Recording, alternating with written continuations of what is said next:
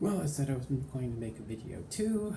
I don't really have an internet connection right now, so video 2 it is. This one recorded on the iPad. Great use for a great gift.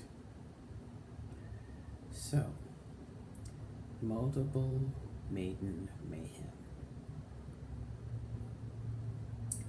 It's the product of my brain. Oh yeah, sure. It's a harem comedy, romance, racy stuff going on eventually. Lenny face. But primarily it's music as a way of shaping reality, as we've seen in some recent video games and looter shooters and all sorts of other things. You've got the Art and Elko series, where music is the key to creation. Then you have games like Anthem, where at least the story on paper is about the anthem of creation and pretty much how it's running amok on a planet, and at some point might have just sang the planet the events are taking place on into existence. The right tempo and the right, instrumentation, and suddenly you have grass and pulling all sorts of other silly things. I haven't looked over my notes right now, so I don't care. We have a protagonist who he's not a Joe average. He's a bit of a nerd, but he's also a bit of a Joe average, I guess you could say, because he's not like portly. He's not hideous to look at or anything like that. He's not an ugly bastard or fat bastard or anything like that. Ow. I'm sorry, my nose is itching like no one blew this. Oof.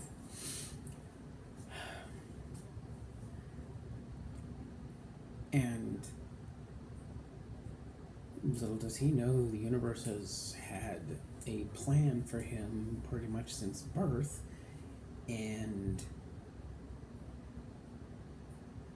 it's all coming together at just at X the right time, at X the right place, and it even tried to start things up a little earlier, spoilers for the actual story, and failed miserably. And so instead, we have, on one plot line, we have an entire massive gaggle of people who've slowly brought themselves together because fate borked how it was supposed to work out. And since it didn't work out that way, the choir is assembled itself. The singers are picked up later, as opposed to the singers. I mean, I did this on purpose because in the Art and Elko games, at least in the second game where they have a choir, and the choir does back up the singers. In that game, you have two singers. Well, at least one singer, and it's going to be a second one.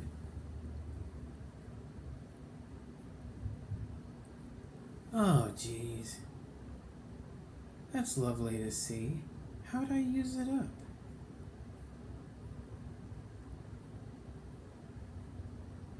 Was I megabytes away? No. I didn't use 300. Whatever. Sorry.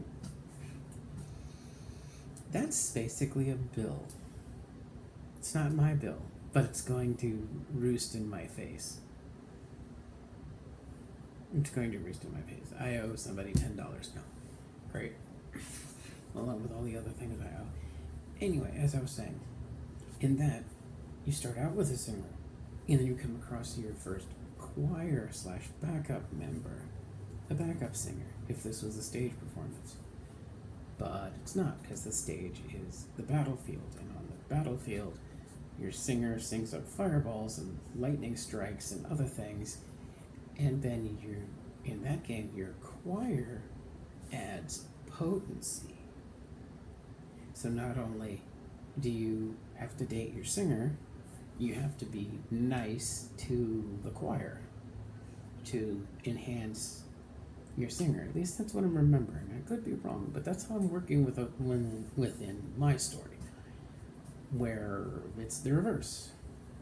The choir has assembled itself, the entire, because it will eventually expand, but the entire base choir has assembled itself, and there's a harmonic that has brought them together. And before that, there was a chance somebody could have died, somebody could have this, somebody could have that. All sorts of bad things have happened to some of them, and I'm a jerk. I'm a bad writer. I've got to put in weird conflicts that aren't necessarily necessary for a given character to live or survive, but I put them in there so that reality would seem real. Here's 100 girls wandering the countryside, setting up tent cities because they're basically homeless. Spoiler to the first part.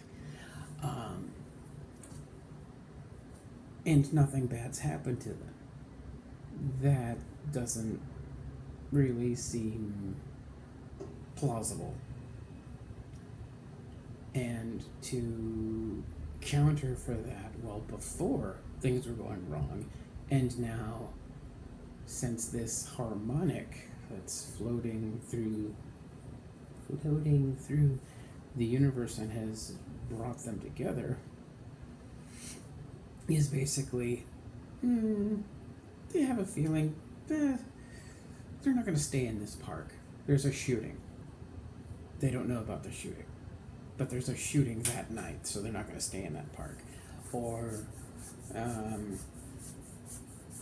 they suddenly decide, let's go shopping at the train station. And they go shopping at, this isn't a real world city, so the train station's almost is as cool as some of our bigger airports. So they decide to shop at it, for example. They decide to shop at the train station, and there's a sale on something, and through having enough of them go in at various points, they are set for the next little while for, say, I don't know, maybe there was a sale on ramen and they've got mountains of ramen now, so they've got food. And, or tea or whatever, and they can drink, they can get their nutrients, and they never just expire. They're never really screwed over. Whereas before some of them had other jobs, some of them had really weird jobs.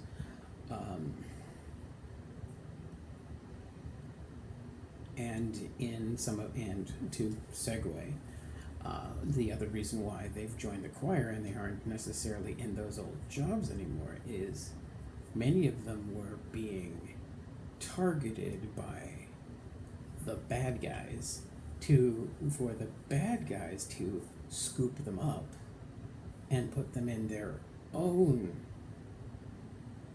choir, in their own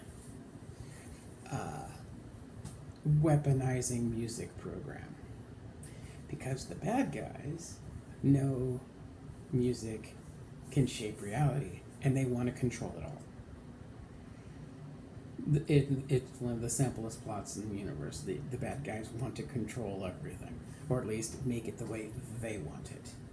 They might be nice to everybody else, but they are going to be the kings and queens and illicit fairy lordlings, deities, and whatnot, whatever they're going to be. And sometimes just meeting the bad guys, say, because one of them was a phone sex operator, that's what she was. That was just the role that her musicality said, hey, I'm going to do this. And no one had told her up to that point, you've got a great singing voice. Just, you've got a great voice. It's like, you know, smooth as butter and does things for me. Really? And then she went into that industry. And someone asked her to sing. And she realized, hey, I'm good at this, and pretty much hung up on them. It's not quite how I have it written in my notes that I recall, but basically that's that, because when she sang, the harmonic went yoink. You're talking to somebody you shouldn't be talking to, and moved them on. That's this, and thus you have a great example of what I'm talking about for how the harmonic worked.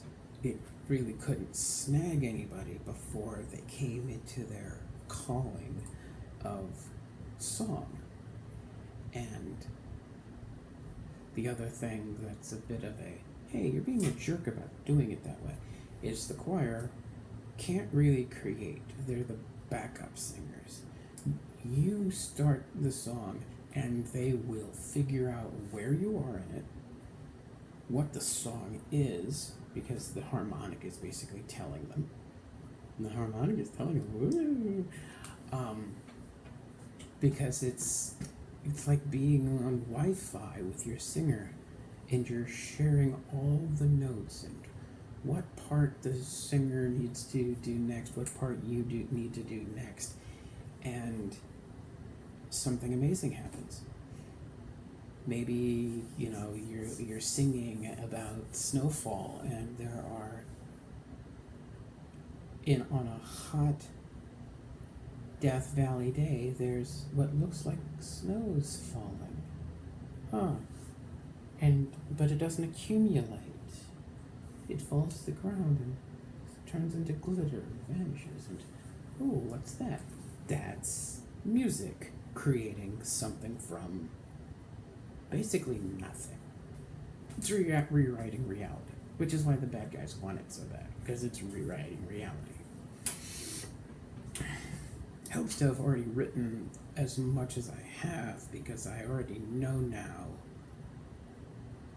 what's at stake and what's going on. Initially, I just kind of went, I want to write a thing with 100 girls singing, yeah. And then I went, oh, but they're the choir, so now we have some full-on singers, which if this was Art and Loco, they'd be the Ravetail, and then you have the lesser Ravetail for the choir, but words that I don't need to use. And through the course of part 0, which I also call MMM, 3 M's, multiple Maiden Mayhem, you bump into the first singer, and then you soon after meet their rival, who also joins up, because just like in Art and Loco, it's supposed to be, you know, which of these two girls do you end up with? And, you know, there's divergent paths.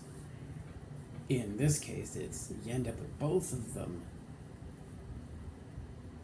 but each of them has different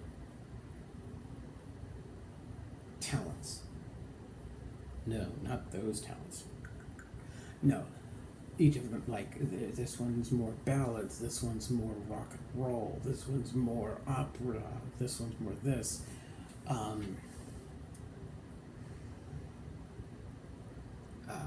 With big holes, because they're just the two. So there's big holes in what they don't sing. Like, you don't have a country western girl, you don't have someone who's just straight up jazz. At least I don't remember McCall saying one vocal jazz. No. I think I have R&B tops, but you know, pop, but more like Japanese or Korean idol pop, not, you know, Billie Eilish. If Billie Eilish counts as popular, I just seen so many Apple Plus ads. Anyway. And then things move on from there. Fast forward to part 5, which is the part I've written the most about, because the other parts were supposed to be failures. Part 1 is supposed to basically, it made it through season 1, and the director was starting to get bored and lost because they were adding bits of the plot that he didn't care about.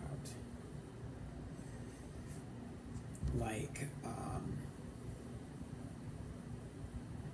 we'll pull one right out of the modern actors file.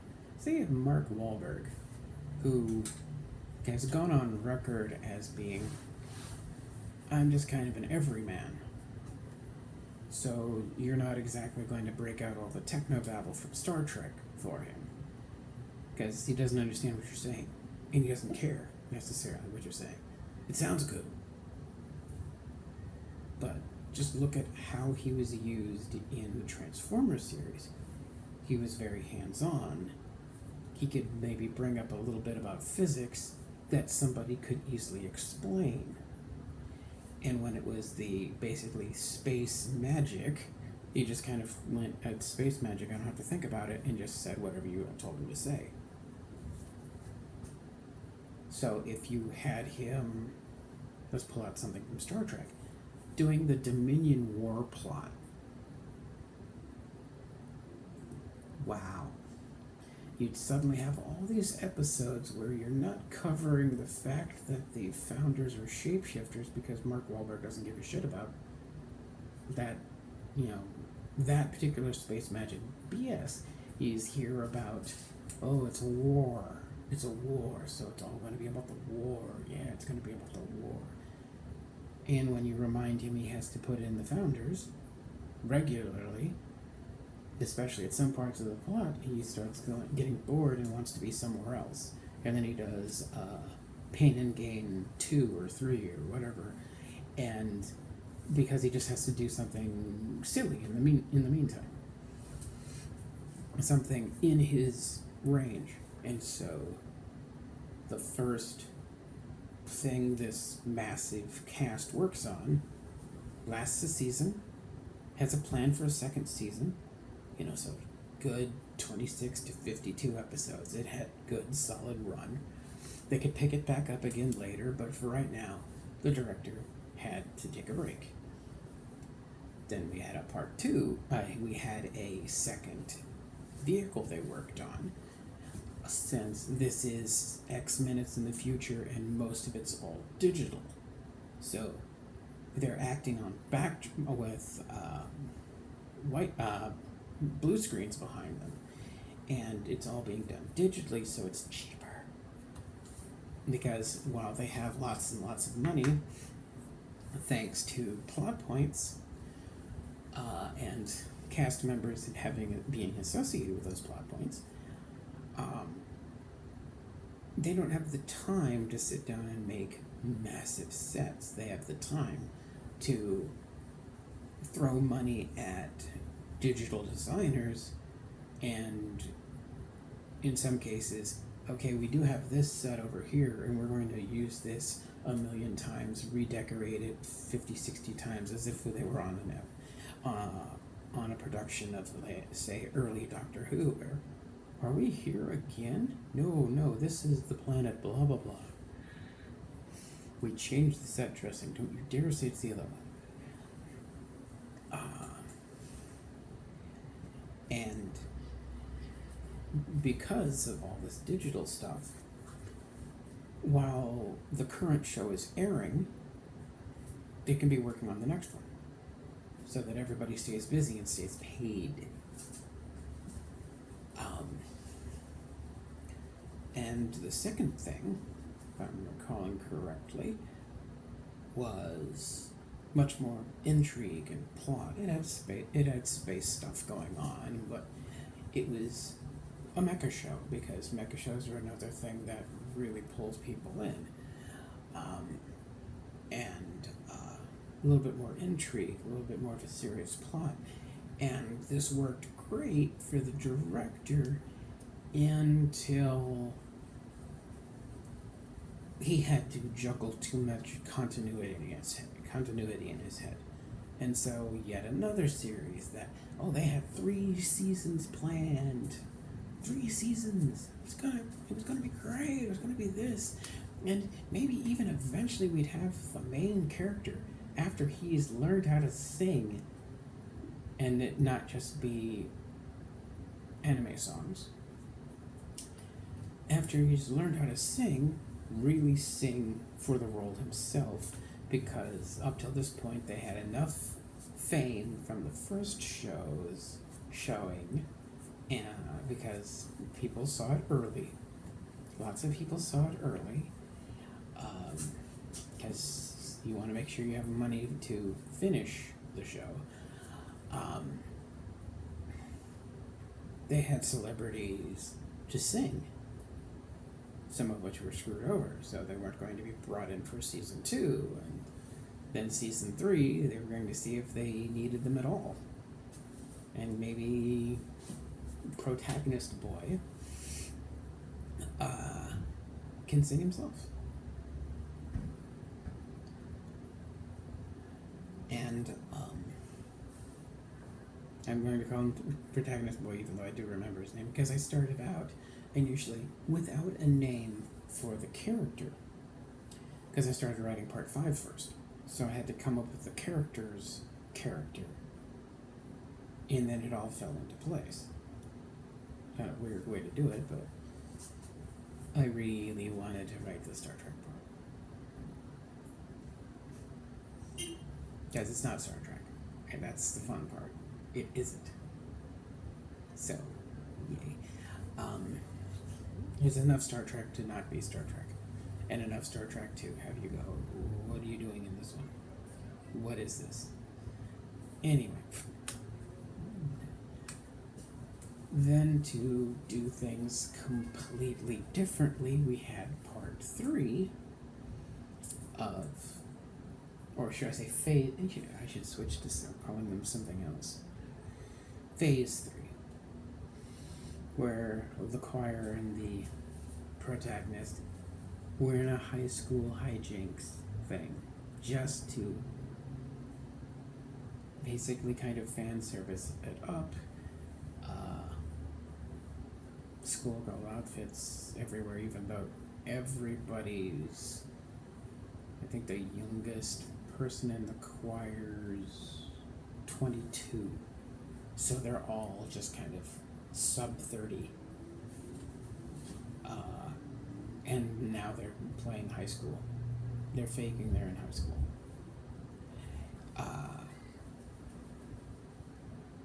To do a basically cheerleader battle thing where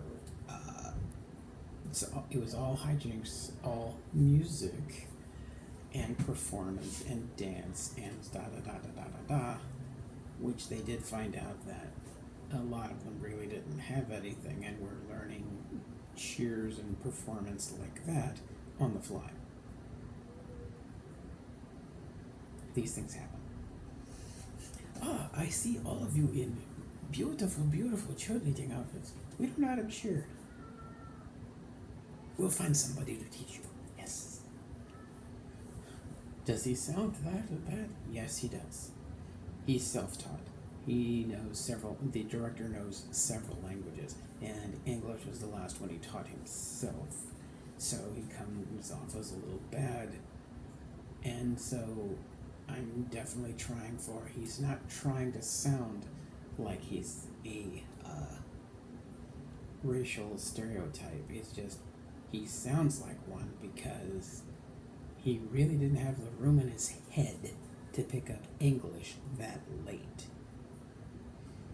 We're talking the equivalent of someone who learned Chinese, Russian, Thai, and Mandarin Chinese, and then decided he needed to know English. And basically took a chisel in his own mental headspace to make some room for English. And it was a tough thing. If if during the course of writing he was speaking entirely in Chinese, you'd be like, man, he's so well spoken. Or Japanese, man, he's so well spoken. Or Russian, man, he's so well spoken. Then you get to English and you're like, he sounds like a skit on Saturday Night Live back in like the 70s or 80s. What's going on here? Whoa. It's kind of amazing he had enough room to get English that well. Eventually he'll be good at it. But that's like another 10 years of really fighting to learn it. Probably without really wanting to learn any more of it than he has.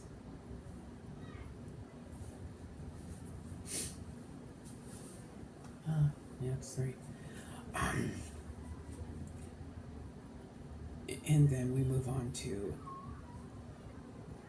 the deviant train wreck. Because again, phase 1, phase 2, phase 3, they could come back to. At one point, they even, in story, I haven't written any of these for the most part. In story, they said, hey, they did season 2 of the first thing, which was Macross-like. And then the second thing, which was, this inter-system warfare between basically man and space elf, who have they don't agree. So that's had a season 2 as well by this point. And they just did the high school hijinks. And then the next one, the director wanted to devout. And so it's a hospital with naughtily dressed nurses. The singers play ghosts. So it's a haunted hospital. Kind of like high school hijinks. This is now a haunted hospital.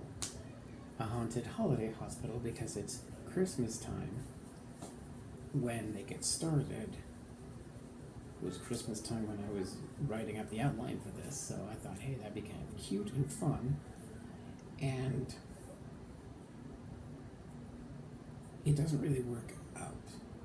The outfits are a little too skimpy, too easily damaged.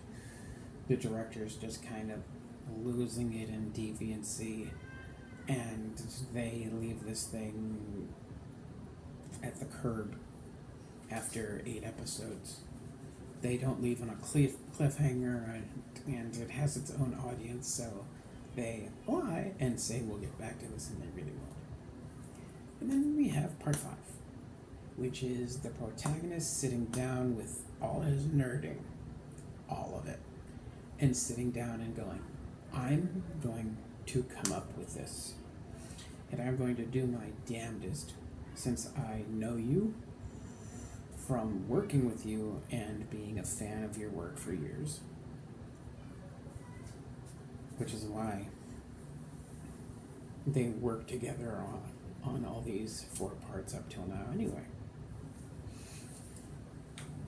And he's the kind of guy who can just get money for projects, so there we go. Anyway, and he sits down and he writes something that everybody gets a role. Heck, at one point the director even gets a role, but we're not worrying about that right now. And again, that was really the baby of all this. I wrote all these ideas down and da-da-da-da-da-da-da-da-da-da. And then I got to phase 5 and I was just like, I have to write this right now. And equivalently, that's in season 3 or 4 where I stopped.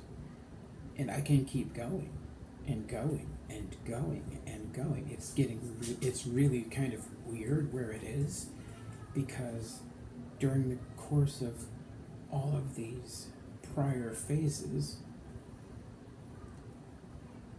the choir and the singers and the protagonist are getting closer and closer, And the closer they get, the more potential they pull out of song magic, to where by phase 5, some of what they're doing, they don't have to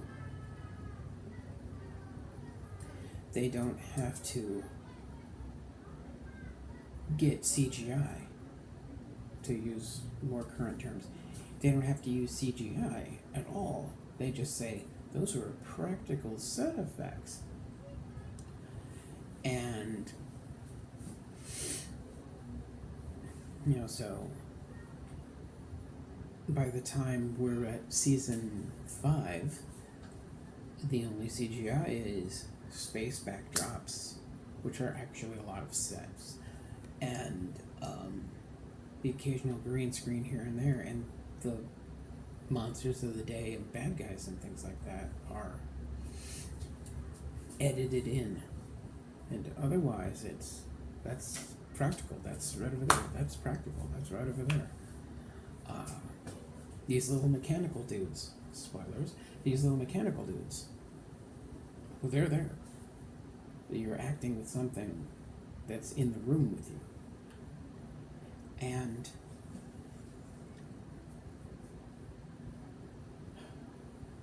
I really, really kind of want to sit down and let people read this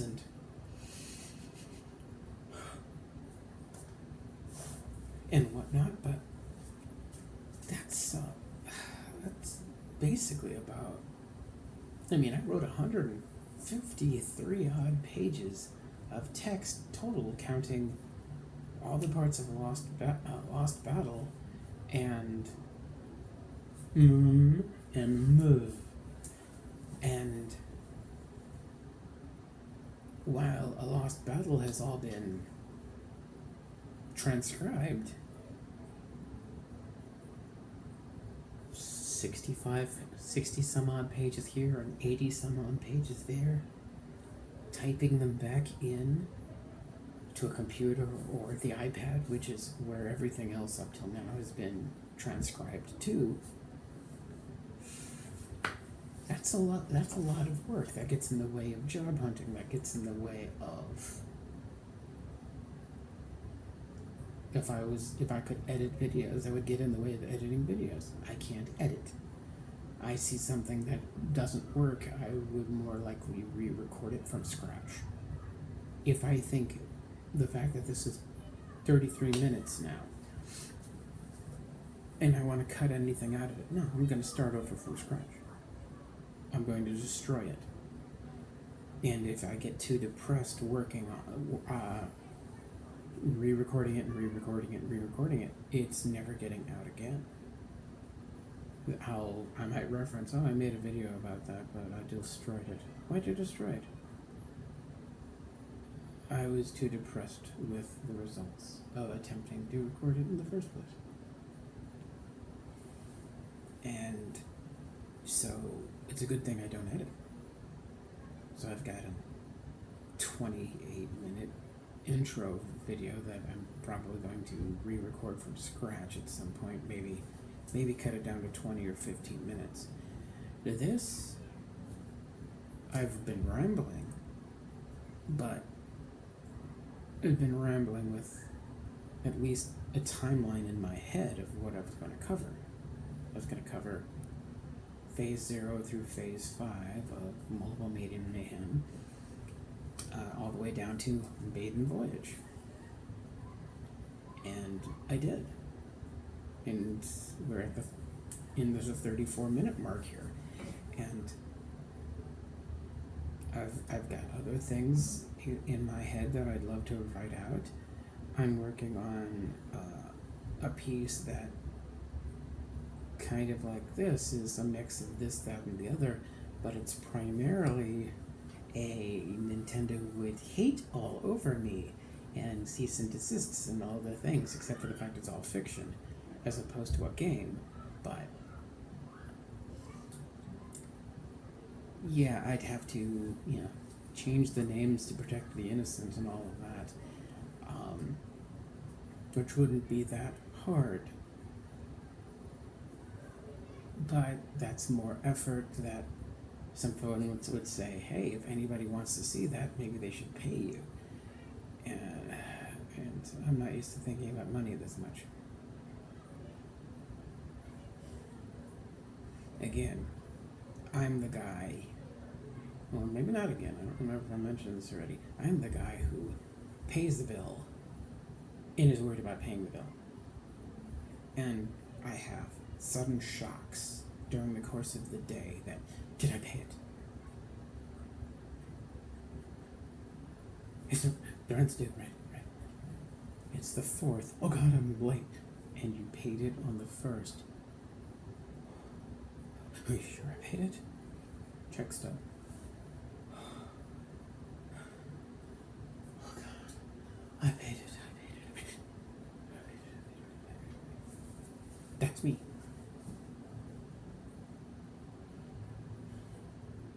So for the last little while, money hasn't been a thing for me. Not, oh, you've been independently wealthy. No, other people have handled it. I'm the kind of person who, if I had an accountant, I drive him nuts. Okay, I need to buy this now. I need to buy that now. Well, why don't you just take out $2,000 from your ample accounting and do all of that yourself? No. Why not? I don't want to carry any of the change. I don't want to look at the money. I don't want to think about the money. I don't want to come near the money. I don't even want to use the plastic. I don't.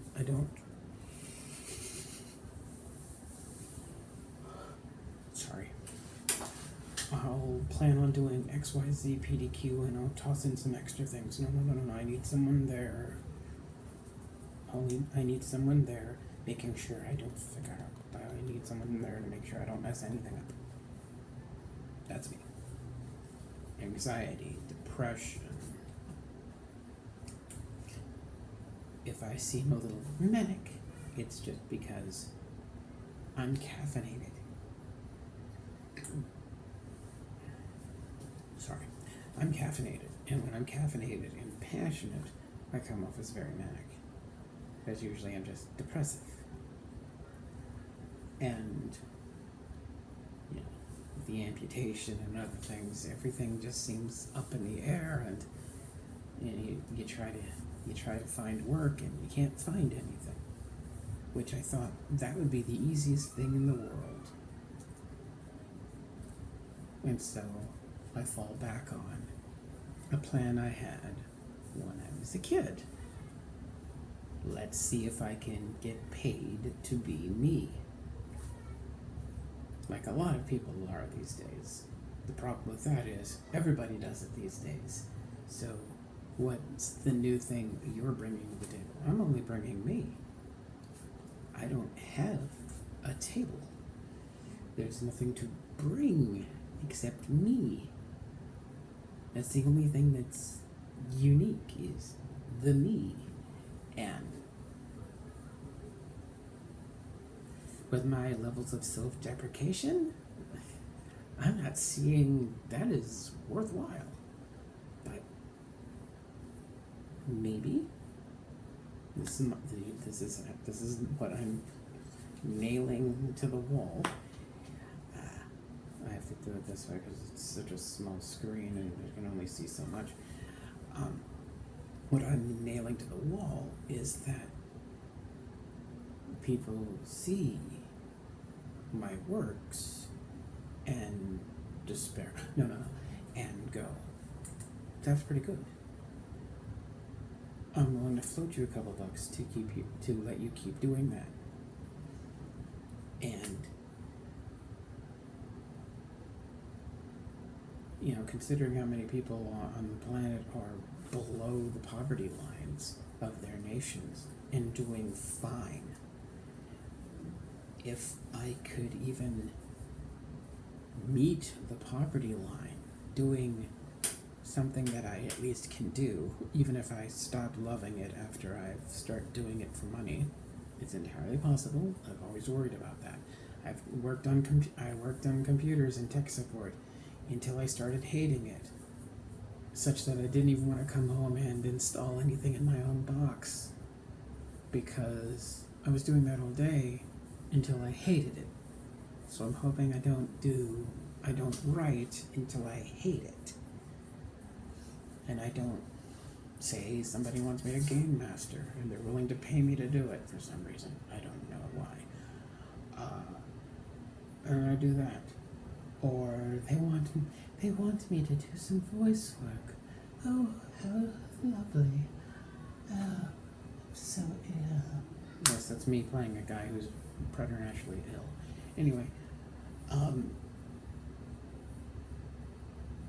as the worst example of me doing a voice I could possibly think of, but hey, whatever.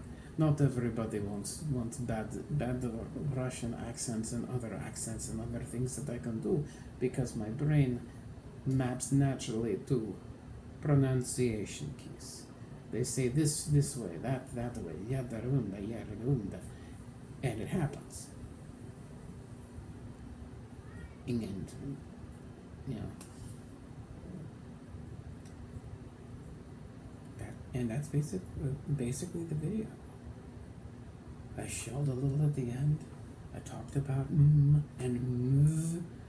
and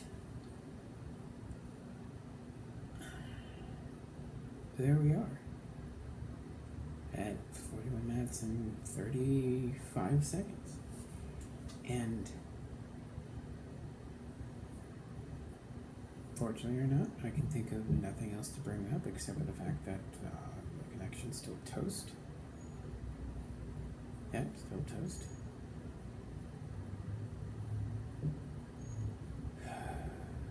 So at some point I'll upload this, but I have no idea what decade that's going to be.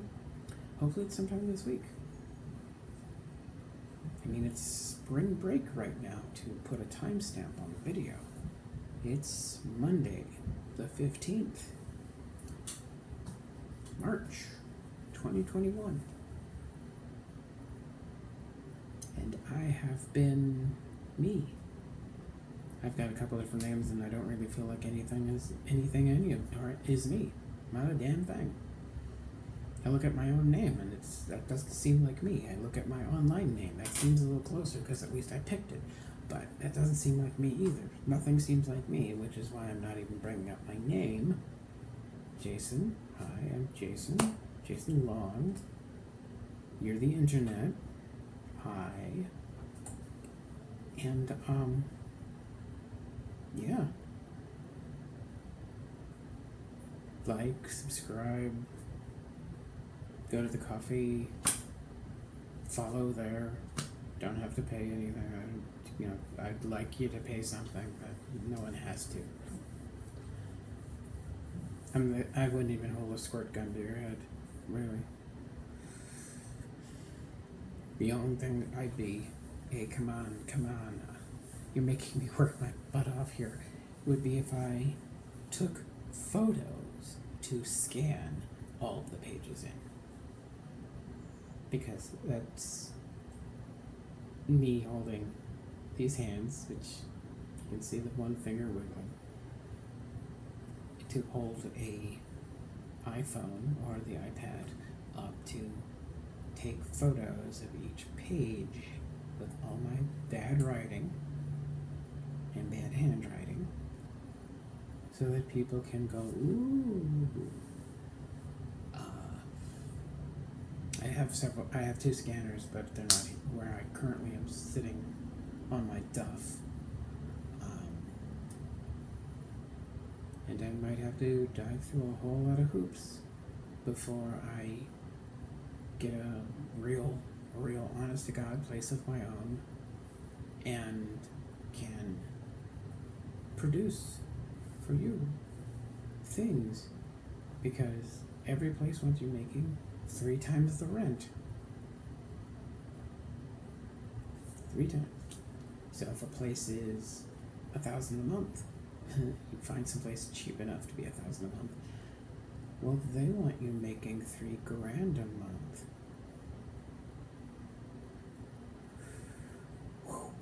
And then that's just the rent.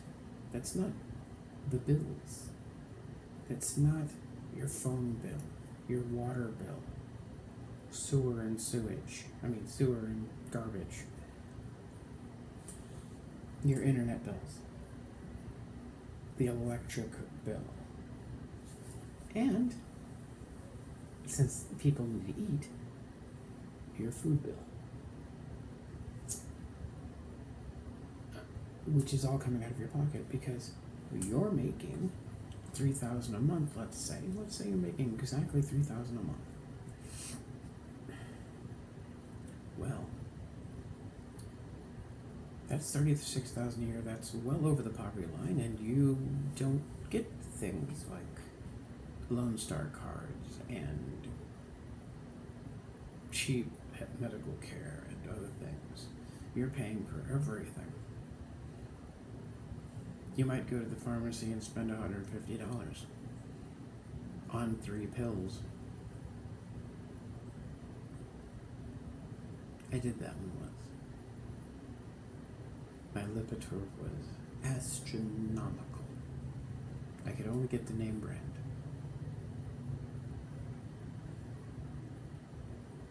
Anyway,